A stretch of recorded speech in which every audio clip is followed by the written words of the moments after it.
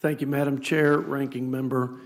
I agree with Mr. McGovern. The American people deserve better than what they've gotten for the last year and a half. But what they've gotten is a Democrat Party that I don't recognize in my 10 years of service. Persistent, habitual,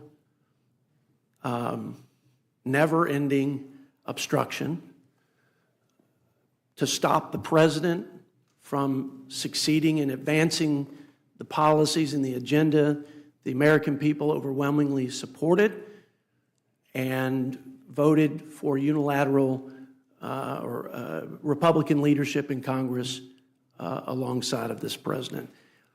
That has made it difficult to govern. What was unprecedented from my Democrat colleagues is now par for the course. Exhibit A, the first shutdown of the entire federal government over a clean CR. It's the first time it's ever happened from my Democrat colleagues. Both parties have participated in these shutdowns. I will readily concede that.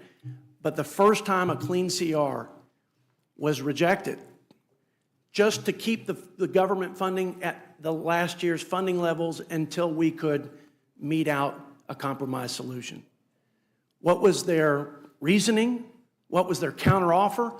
To repeal the program integrity measures that we put in place in the big, beautiful bill to stop waste, fraud, and abuse, to prevent people not eligible, illegal, or people who are able to work and not working, siphoning money off of the safety net programs that are there for our most vulnerable Americans. It was the longest shutdown in history before the next Democrat shutdown. This time it was shutting down the Department of Homeland Security after we had agreed, four corners, on funding the government. They shut down Homeland.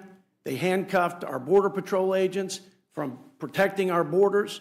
They basically shut down our Coast Guardsmen from defending our ports, CISA agents from defending our critical infrastructure against being hacked.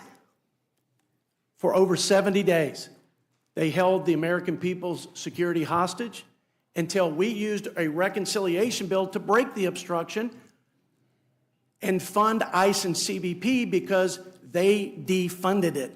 To be clear, they shut Homeland Security down and then they defunded ICE and CBP. We had to turn it on unilaterally through reconciliation. We didn't get a single vote from Democrats on that. Now here we are in the long train of obstruction abuses to do something before November as the window closes that is not just meaningful, it is important, it is critical, it is urgent. Support our troops, strengthen our food supply, and safeguard the integrity of our elections. Madam Chair, the obstruction and resistance at all cost and on all fronts goes beyond shutdowns. For the first time in 65 years, or what is at least 65 years of a tradition of bipartisan support for the NDAA, National Defense Authorization Act, that are the policies that undergird our entire United States national defense, have been held up in the Senate by the Democrats.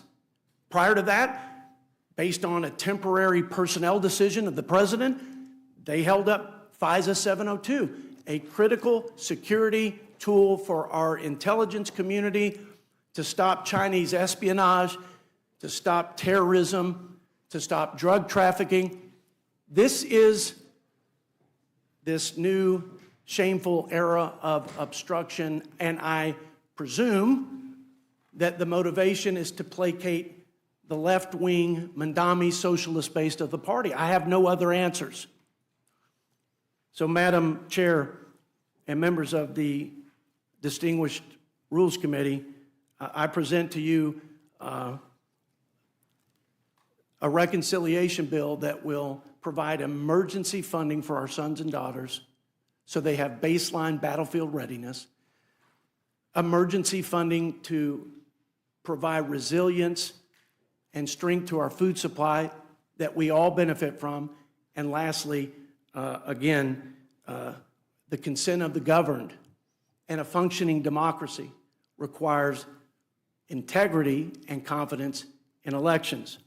And I will quote former Speaker Nancy Pelosi in 2017 after the 2016 election, based on the phony Russia collusion that was debunked later by an independent counsel.